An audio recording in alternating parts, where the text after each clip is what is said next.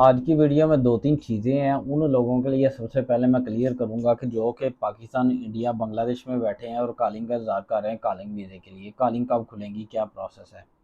तो उसके बाद दूसरा है फिंगर्स हैं, ये आउट पास हैं और ये मलेशिया के अंदर ऑलरेडी लोग हैं, उनके वीज़ों के मतलब न्यूज़ है। सबसे पहले मैं क्लियर करता हूँ जो लोग मलेशिया से बाहर है और मलेशिया आना चाह रहे हैं उनके लिए वीज़ों के मतलब। बहुत सारे लोगों ने मेडिकल करवाए हुए हैं एजेंट की कहने के ऊपर। एजेंट को एडवांस भी दिया हुआ है, अभी तक उनके मेडिकल भी एक्सपायर हो रहे हैं, अभी तक उनके वीज़े नहीं लगे। उसमें दो रीज़न्स हैं। पहली रीज़न ये है कि एजेंट के पास कोई किसी किस्म की कॉलिंग नहीं है। वो आपको सिर्फ वेट करा रहा है और कोशिश कर रहा है कि जैसे अनाउंसमेंट होती है 2023 के कोटे की, किसी तरीके कहीं से वो कॉलिंग लेके आपको दे। ये भी प्रोसेस होता है। और दूसरी वजह ये है कि जिन कंपनीज ने अप्लाई किया था 2022 में कॉलिंग के लिए अप्लाई किया था, तो उनकी कॉलिंगें रोकी हुई थी गवर्नमेंट ऑफ मलेशिया ने, क्योंकि उन्होंने कन्वर्ट करना था 2023 के कोटे के अंदर। तो इस वजह से जैसे ही ये स्टार्ट होगा, इसका मतलब ये नहीं है कि उनकी एप्लीकेशनें रिजेक्ट हो गई हैं, बल्कि उनकी एप्लीकेशनें पहले निकलेंगी क्योंकि उन्होंने पहले अप्लाई किया हुआ था। तो अब ये है कि आप सिर्फ वेट करो 27 जनवरी का। 27 जनवरी के बाद मलेशिया गवर्नमेंट ने दो तीन चीज़ें खोल रही है। नंबर वन, ये प्रोसेस हो रहा है, कॉलिंगों के ऊपर काम हो रहा है। पहले कॉलिंगों का काम होता था 45 दिन, 30 दिन, यानी कि 30 दिन, एक महीने से लेकर 45 दिनों के अंदर कॉलिंगें निकलती थी। अब उन्होंने प्रोसेस चेंज करके 3 से 5 दिन कर दिए, यानी कि 3 दिन के अंदर, 3 दिन से 5 दिन के अंदर अंदर आपको कॉलिंगें मिल जाएंगी, कंपनी को कॉलिंग मिल जाएगी। और एक और चीज़ है, पहले ये होता था कि कॉलिंग निकलती थी, बाद में बंदा इधर आता था, फिर लेवी फीस अदा होती थी। लेवी फीस वो है कि जो गवर्नमेंट ऑफ मलेशिया को अदा की जाती है वीज़े के लिए।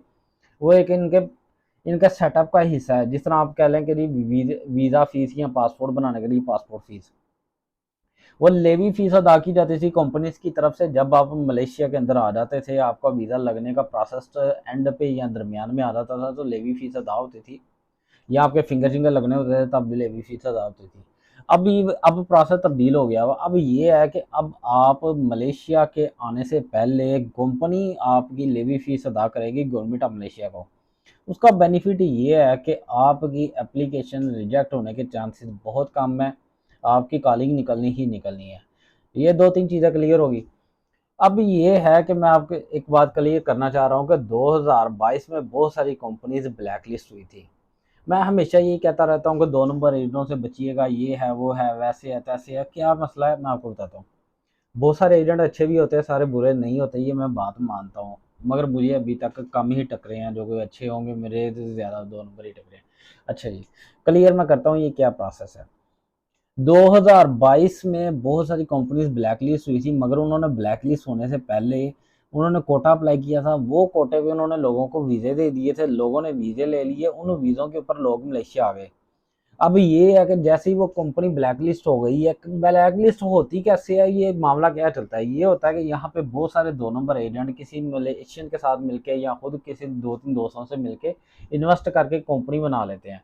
कंपनी खड़ी करके किसी तरीके से उसको रजिस्ट्रेशन करवा के, किसी तरीके से किसी को डॉक्यूमेंटेशन भी चाहे मिसिंग है, कुछ भी मिसिंग है, कर करा के कोई एजेंट वगैरह डाल के दरमियान में, जिस तरह पाकिस्तान में वो कहते नहीं है कि पैसे दे दबा के कम हो गया, इस तरह करके तो ये काम करवा लेते हैं, कंपनी स्टार्ट करवा लेते हैं, कोटा निकाल देते हैं। जब कोटा निकल आता है, गवर्नमेंट को वो यकीन दिलाते हैं कि जी हम लोगों को जॉब देंगे, हम लोगों को ये करेंगे वो करेंगे, सारा प्रोसेस है।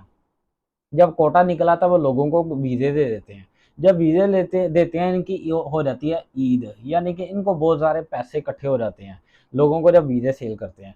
अब आ जाता है अगला साल। अगला साल गवर्नमेंट मांगती है उस कंपनी से, अच्छा आपने इन लोगों को सैलरियाँ दी हैं, उनका रिकॉर्ड दें, जो आपने बिजनेस किया इतने लोगों के साथ उनका रिकॉर्ड दें, लोगों के साथ आपका क्या क्या क्या मामला है, जो आपने वर्कर हैं उनकी आपको डिटेल्स दें हमें। और क्या आपने इतने सारे वर्कर्स को कितने को वीज़ा दिया है और क्या प्रोसेस है, या फिर नेक्स्ट नेक्स्ट आपके अकाउंट में कितने पैसे हैं, या रिटर्न्स आपने जमा करवाई हुई हैं, या बैंकक्रप्ट तो नहीं है। ये सारा कुछ देखने के बाद अगर ये मामला पे पूरी ना कंपनी उतरे, तो कंपनी को ब्लैकलिस्ट कर दिया जाता है। और इन मामला पे कंपनी पूरी नहीं उतरती हैं 2 नंबर कंपनियाँ, क्योंकि वो वर्कर्स को सिर्फ वीज़े इशू करके तो वर्कर तो भगा दिया होता है उन्होंने। और सिर्फ वर्कर को 1 साल का वीज़ा इशू मिला होता है, और उन्होंने 7 7 और 10 10 सालों के उनके साथ किए होते हैं वो क्या कहते हैं एग्रीमेंट, कि जी हम आपको वीज़ा लगवा के देंगे, 10 साल तक लगेगा, 7 साल तक लगेगा, ऐसा कोई चक्कर नहीं है। तो कंपनी होगी ब्लैक लिस्ट। अब ये प्रोसेस है कि कंपनीज ब्लैकलिस्ट हो जाती है। इस दफ़ा ये मामला है कि गवर्नमेंट ऑफ मलेशिया ने इस बात का ख्याल रखा हुआ है कि ब्लैकलिस्टेड कंपनी या इस तरह की कंपनी जो कि वीक है, इनकी कोटा अप्रूव ना किया जाए।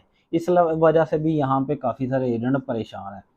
तो आपने क्या करना है कि आपने कंपनी से रब्ता करो। अगर आप पाकिस्तान में, इंडिया में और बांग्लादेश में बैठे हुए, यानी कि मलेशिया से बाहर बैठे हुए हो, तो आपने अच्छे एजेंट से रब्ता करना है। आप देख लो किस एजेंट के पास वाकई कॉलिंगें हैं, वो एजेंट जिसकी शोहरत अच्छी हो, जिसका किरदार अच्छा हो, वाकई वो एजेंट अच्छा हो, उस एजेंट से रब्ता करो, उससे वीज़े लो। 10 साल की गारंटी लो कि 10 साल तक वीज़े लगेंगे, तो आप इधर आ जाओ।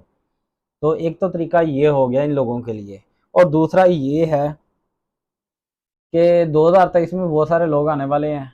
उसकी वजह यह है कि गवर्नमेंट ऑफ मलेशिया को बहुत सारे लोगों की ज़रूरत है, जिसमें प्लांटेशन वाले और मैन्युफैक्चरिंग वाले सबसे पहले हैं। यानी कि गार्डनर वर्कर का जो काम करेंगे और मैन्युफैक्चरिंग का जो काम करेंगे वो सबसे ज़्यादा हैं। इनको लोग चाहिए। मैन्युफैक्चरिंग कंपनीज वगैरह में काम करना, फैक्ट्रियों में काम करना जो कि चीज़ें बनाती हैं, कुछ भी हो सकता है, चाहे फर्नीचर हो, चाहे गाड़ियों का सामान हो, कुछ भी हो सकता है। तो इस तरह के लोगों को उनकी ज़रूरत है, इसलिए बहुत सारे लोग आएंगे। 27 जनवरी से काम स्टार्ट हो रहा है, मैं आपसे पहले बार बार कह रहा हूँ। अब दूसरी बात ये है कि यहाँ पे जो ऑलरेडी लोग जा रहे रह रहे हैं, वो कह रहे थे कि यार आउट पास कब शुरू होने हैं। आउट पास जी 27 जनवरी के बाद आउट पास स्टार्ट हो गए हैं। आप तैयारी शैयारी करें, टिकट के पैसे इकट्ठे करें, और ये है कि घर वालों को कह दें कि मैं आने वाला हूँ। और ये है कि आप किसी एजेंट को पैसे पूसे मत दीजिएगा अभी के लिए, किसी और पास के लिए। अगर आपने स्पेशल पास भी लगवाना है, जाके इमिग्रेशन में लगवाना है, जुर्माना अदा करना है, तो जाएँ इमिग्रेशन जाएँ, तो उनसे पूछें कि जी मेरा कितना जुर्माना बनता है, मैं इतनी देर इलीगल हूँ। तो वो आपको बता देंगे। वो आप एक प्रोसेस है, लीगल प्रोसेस कंप्लीट करके जाइएगा, एजेंट के ज़रिए मत जाइएगा। ये प्रोसेस हो गया। अब ये जी रीहायरिंग प्रोग्राम जो कि फिंगर लगने हैं या वीज़े लगने हैं मलेशिया के अंदर। जी फिंगर वाला प्रोसेस क्या होता है, वीज़े क्या होता है? रीहायरिंग के में अंदर फिंगर यानी कि जिस कंपनी से आपने वीज़ा लगवाना है, वो कंपनी आपको लेके जाती है इमिग्रेशन में। वहाँ पे आपके अंगूठे फिंगर लगते हैं। वो कंपनी ऐड करवा लेती है आपको अपने वर्कर के तौर पे। ये फिंगर होते हैं, और फिंगर के बाद अगला प्रोसेस होता है मेडिकल शेडिकल। उसके बाद अगला प्रोसेस होता है, आपका वीज़ा लग जाता है। तो जी रीहायरिंग प्रोग्राम के लिए अगर किसी ने अप्लाई करना है, तो 27 जनवरी के बाद ये भी खुल रहा है। इसके लिए भी तैयारी कर लें। किसी किस्म के एजेंट को फिर वही कह रहा हूँ कि देने की पैसे की ज़रूरत नहीं है। आप कंपनीज में खुद जाओ, आप मलेशिया के अंदर मौजूद हो। पहले पहले मैं ये कह रहा था कि आप एजेंट से रब्ता करो, वो उनके लिए जो मुल्क से बाहर बैठे हुए हैं, जो इंडिया, पाकिस्तान और बांग्लादेश वगैरह में बैठे हुए हैं। आप कॉन्टैक्ट कर सकते हो ऐसे एजेंट्स वगैरह से, जो कि एजेंट्स अच्छे हैं, जो आप समझते हो एजेंट्स अच्छे हैं, काबिल एतमाद है। और जो लोग यहाँ पे मौजूद हैं ऑलरेडी, आपको किसी एजेंट के चक्कर में नहीं आना। आप कंपनीज में जाओ, आप जाके बात करो कि मुझे वीज़ा चाहिए। सारी कंपनीज वीज़े इशू नहीं करती, ये भी मैं आपसे क्लियर कर दूँ। सारी कंपनीज के पास वीज़े नहीं होते। बहुत सारी कंपनीज हैं, बड़ी बड़ी अच्छी कंपनीज हैं, बहुत बड़ी कंपनीज हैं, मगर वो वीज़ों वाला प्रोसेस उनके पास नहीं है। क्यों नहीं है जी? क्योंकि ये है कि कंपनीज कुछ रजिस्टर्ड होती हैं इस मामले के लिए, कुछ अपने आप को रजिस्टर्ड नहीं करती हैं इस मामले में, इस सर्कल में नहीं लेके आती। तो आप कंपनीज देखो कौन सी वीज़ा इशू करती है, उस कंपनी के पास जाओ, उनसे बोलो कि इस तरह मुझे वीज़ा चाहिए, कितने साल तक वीज़े लगेंगे, और क्या मैं अपने पास पासपोर्ट रख सकता हूँ वीज़ा लगने के बाद। ये सारी चीज़ें आपने क्लियर करनी है। तो फिर आप वीज़े के लिए उनसे एग्री कर लीजिएगा। किसी एजेंट को फिर कहता हूँ दसन की लोड़ नहीं है। तो ये है कि ये प्रोसेस है, ये 3-4 चीज़ें थी। और एक न्यूज़ है जी पाकिस्तानियों के लिए। हायर कमीशन ऑफ पाकिस्तान ने आजकल एक एडवाइजरी जारी की हुई है, या कह दें कि उन्होंने एक वार्निंग दी हुई है, या उन्होंने आपको इतला दी हुई है कि पिछले साल 2022 में बहुत सारे एजेंटों ने बहुत सारे पाकिस्तानियों के साथ फ्रॉड किया था। और बहुत सारे पाकिस्तानियों ने जाके वहाँ पे रिपोर्ट दर्ज कराई थी कि ये फ़लाँ ने हमारे साथ ये फ्रॉड किया, धोखा किया, वीज़े का लालच दिया, हमें पैसे ले लिया, हड़प लिए।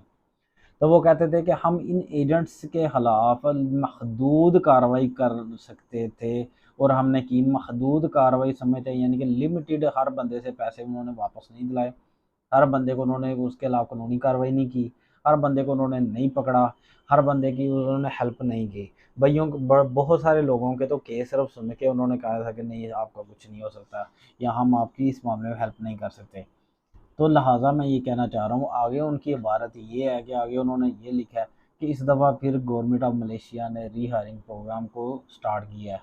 तो आप इस दफ़ा जिस भी एजेंट का इंतखाब करेंगे, आप खैर खैरियत से उसकी जांच पड़ताल कर लीजिएगा, फिर उसका इंतखाब कीजिएगा, फिर वीज़े के लिए यहाँ पैसे दीजिएगा। और बेहतर ये है कि आप कंपनीज़ में खुद जाओ, कंपनी से रब्ता करो, उनके बॉस से मिलो, उनसे कहो कि जी मुझे इस तरह वीज़ा चाहिए, या उनके ऑफिस में जाओ, बोलो कि मुझे वीज़ा चाहिए, तो वो आपको बता देंगे कि क्या सिस्टम है, क्या प्रोसेस है।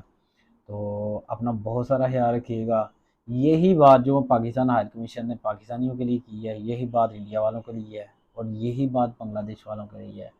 बात चाहे पाकिस्तान हाई कमीशन ने की है, मगर सेम है सबके लिए, सबके साथ फ्रॉड हुआ था 2022 में, इसमें कोई शक नहीं है। तो अपना बहुत सारा ख्याल रखिएगा, मुझे दुआ में याद रखिएगा, और मेरे चैनल को दोस्तों के साथ शेयर करें, ऐसे बोलें कि इनको सब्सक्राइब कर दो। उससे बेनिफिट ये है कि ये चैनल ग्रो कर रहा है, उसको बेनिफिट मिलेगा। बहुत शुक्रिया। अस्सलाम वालेकुम।